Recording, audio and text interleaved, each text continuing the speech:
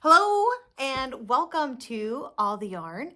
I am Lindsay and you can watch all my different crafting projects grow here on my channel, and you can also see these things sometimes on Instagram under All the Yarn and at Ravelry under All the Yarn Dash. If this is your first time here, welcome. And if you're a returning viewer, oh my gosh, I am so sorry that it's been so long since my last episode. To be fair, I did record an episode a month ago, but I talked so fast because I wanted to get it done real quick because I've just been very busy with different things. I could barely understand what I was saying. So I decided, you know what, I don't have time to re-record. I just won't post it. And so now it's been like 2 months, I think. Sounds about right. Yes, 2 months since I've put anything else out there. So yikes, good to see you. It's been a minute. I do have an FO. This is my Solvi. I know it's taken forever to get this done, but patience has paid off because this is gorgeous. This is a Jennifer Steingass, the Knit Love Wool pattern. It is a paid for pattern on Ravelry. I used less traveled yarn. Oh Lord, I don't even know. I'm not even, I don't have notes. It's like I haven't done this for so long, I forget what you're supposed to do. I don't have notes. I'm so sorry.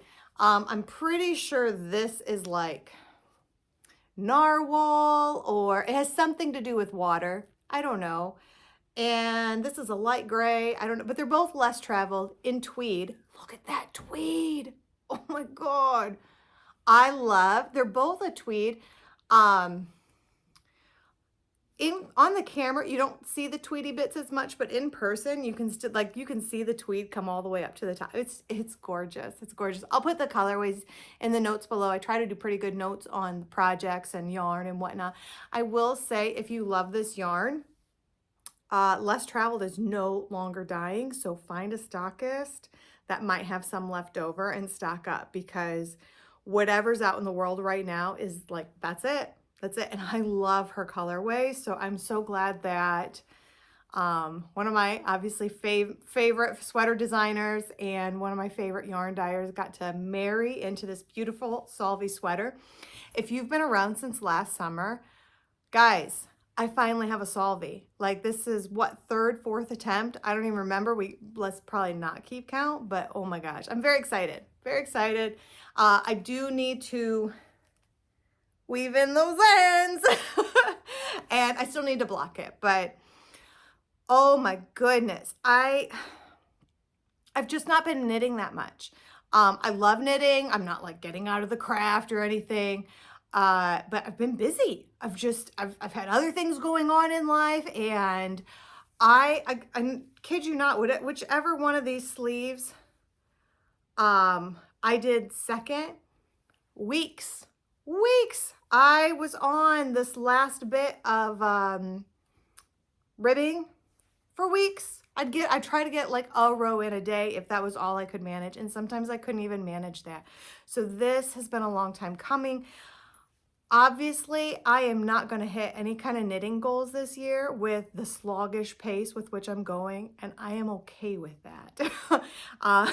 If nothing else, these last 2 months, I have found new ways to just be okay with life, whatever it's looking like in the moment. So I'm going to count that as a win. Not really crafting or knitting related. I'm still going to count that though as a win. So that is my only FO. I did start a new project, and this is the beginning of a stocking. This is one of my family. I don't think I have any finished ones, but go back to a previous episode. I'm sure I'll have, this is not my first one I've made, folks. I am making this with Canon, the Canon 1 pound yarn. Yeah, nothing crazy special. But my gram made well, this is a girl stocking because the girl stockings are red and the boy stockings are blue. No, they're not. I lied. The girl stockings are red and the boy stockings are green. And my gram made matching stockings for everyone. It'll have the person's name on it, and you'll see it as it comes along and everything. But she made them for, all of her children, all of her children's spouses and their children. And at that point, as my generation were just starting to get married, she was not able to knit as much, which is what led me to knitting. So anytime I knit one of these, I kind of tell that story again. That's how I got into knitting, was what's going to happen when Graham can't knit and somebody gets married or has a baby. Like, they're not going to feel like part of the family unless they have a matching stocking, because these stockings are a big deal in my family. Like, just in my immediate family with my mom, my dad, my sister, and I, like, we look forward every year to pulling out these stockings. And I have talked to my other cousins, and it's an equally big deal in their families as well. So I learned to knit, and I happened to be the first of my cousins that got married. And so my husband's stocking was the first stocking that I knit. And I got to tell you, it isn't perfect, but that's okay, right? And I don't remember if one of my cousins got married next or if I had a baby, but it was kind of around that. I mean, those first, I'm going to say the first 4 to 5 that I made all look a little different. But you know what? So do Graham's. Graham did not make hers completely identical. If you are not actually looking at the stockings, like, everybody thinks they are because they're similar enough. They're like, oh yeah, all the stockings are the same, but they weren't. And so I love that, because each of hers are just a little bit different, the way she did one thing or another. And it was like she was trying to pick her favorite technique as well. So that was really cool. Like, some, like, this will end up having a Christmas tree on it. Some of the Christmas trees she did in tarja. Sometimes she would do duplicate stitching. Like, she changed it up. So what's great about that is mine blend because I change it up too. And I do kind of, and it took a while because nobody had like a family pattern or anything. Nobody knew what pattern Graham was using for these stockings. Nobody had a copy of it. So it also took some time to get the gauge right, to get the sizing right and everything. But now I've got that. So these tend to fly off the needles. I'm going to call it an Yern weight yarn, and I'm using a size 6. So that fabric is, it's pretty tight. It's nice and stretchy for all the odd shaped, what's the presents, the things that go in the stockings. It's very flexible and everything, but it is nice and firm as well. Nothing's going to slide through, and once all the presents get taken out, it gets right back to its original shape. I do like the fact that hers are acrylic, so mine are acrylic, and that has really helped keep them kind of standing the test of time as people store these, 11 months out of the year, if not 11 and a half months out of the year. So they don't degrade or anything. They just sit in storage and then they get popped out. Everybody sees the pretty stockings all lined up. Okay, I'm talking a lot about the history. Anyway, welcome to the history of my life. All right. Anyway, so the stockings are a big deal with my family, meaning my family, like my parents and my sister and I. And then I continued that tradition in having a stocking. I made one for my husband and then our kids. We have hosted Christmas for the last several years. And every year, there's my stockings, my family stockings, my sister and my mom and my dad, I now store their stockings, and I hang them up at our house because everybody comes to our house for Christmas. And so, there's 1, 2, 3, 7 stockings all lined up. And last year I thought,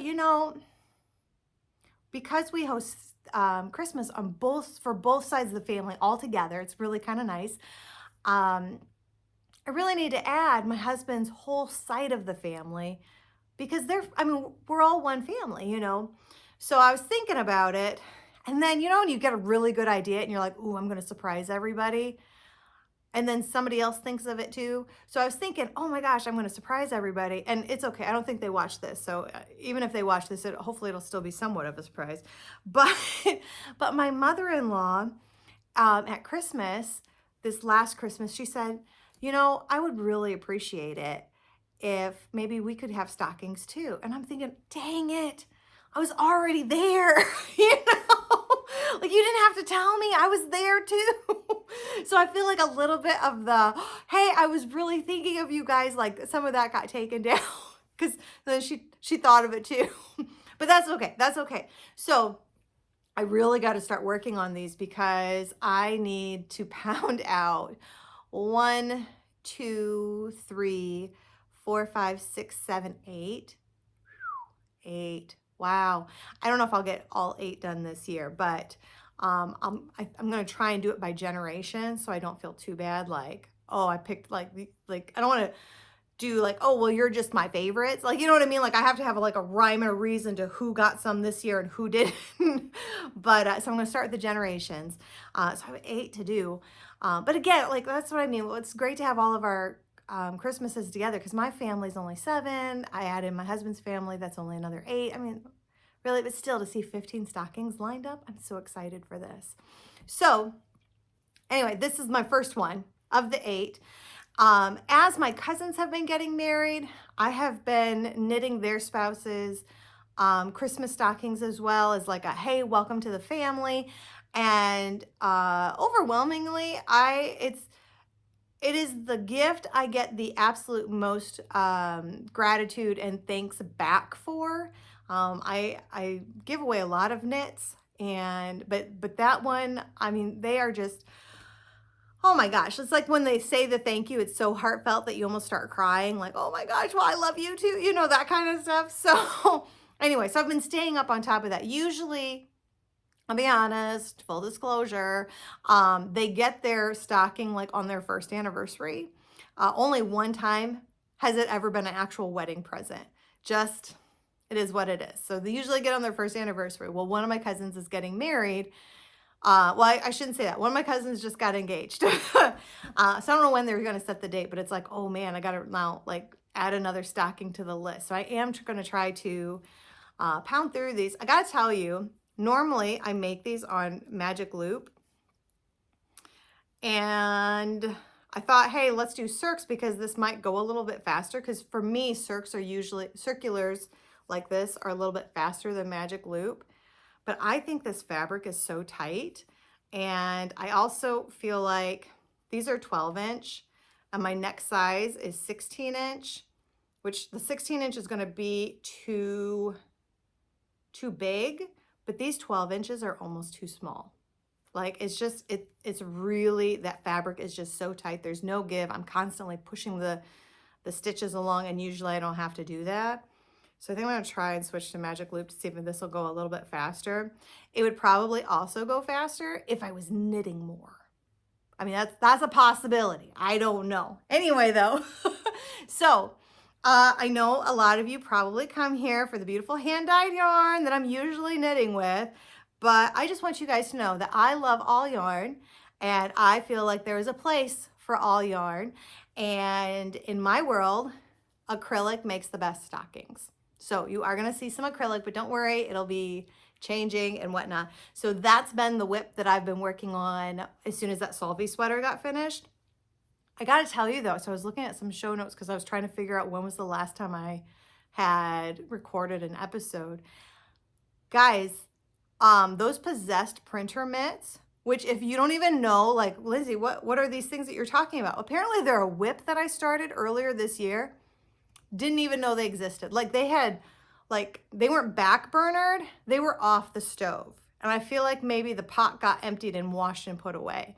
Like I completely forgot about these and I need to find them. I don't even, like that's how like way out of my memory they are. I don't know where they are.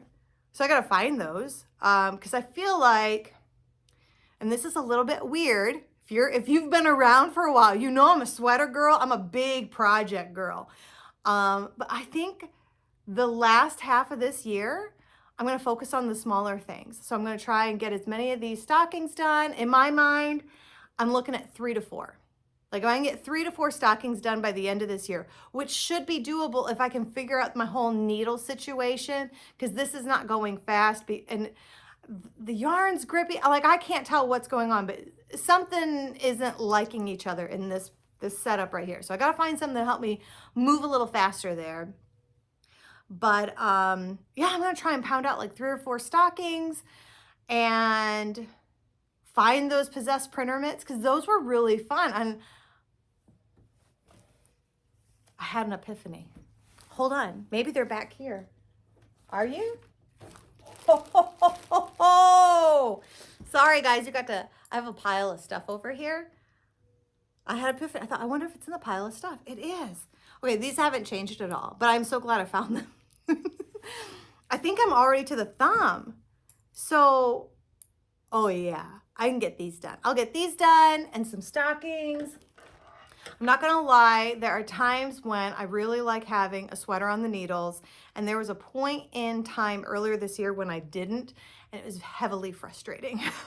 So I'm gonna pick a sweater and cast it on, and I think I'm gonna try and pick something that's in a larger, a heavier weight, so like a DK or a worsted weight sweater, so it'll go a little bit faster, because again, I just don't have the time right now that I normally like to, I like to devote more of my time to knitting, and I can't right now. And I think part of that's a summer thing. I don't know if you guys have noticed a trend. I don't record as much in the summer.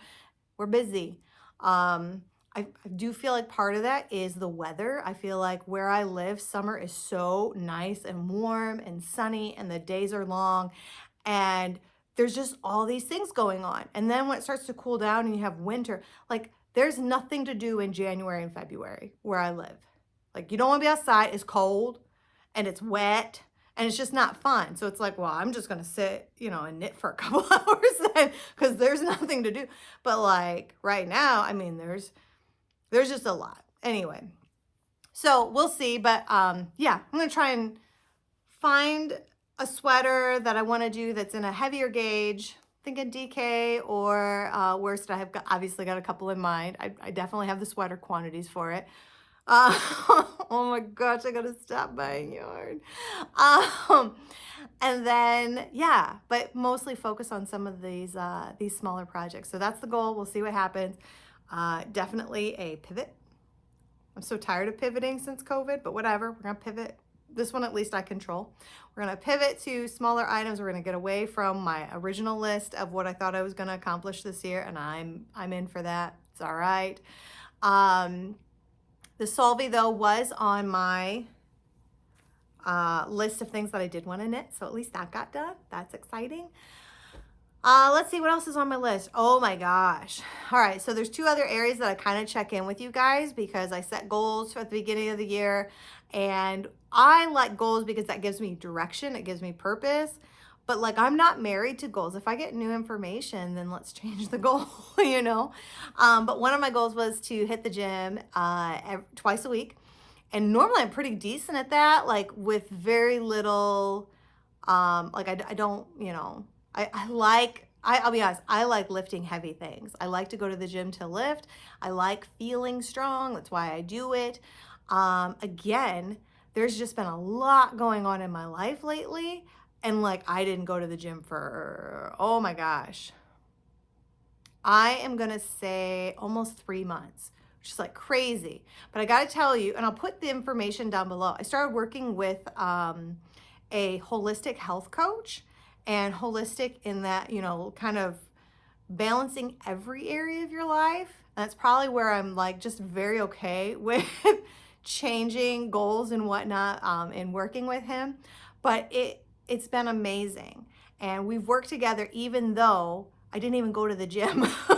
But he gave me gym plans just in case I could get there, knowing that the possibility was pretty low. But it was an incredible experience to work with him, and he does it virtually. So if anybody else is just needing a health coach, and it's not about like, it is about healthy, but not like, how do I say this? It's not like working with a personal trainer that's going to criticize everything you're eating and like scream in your face, no, you've got to give me 3 more reps. I don't know. It was extremely chill. and it was just super nice. So just in case anybody else happens to be watching this and is like, oh dude, I was just thinking about, like, I need something to improve my own self-care, there's a link below, not a problem. The other thing that I also like to do is check in on my schooling. Guys, I am halfway through my program. It's a 3-year program, and at the end of June, that was my 18-month mark. I am halfway through.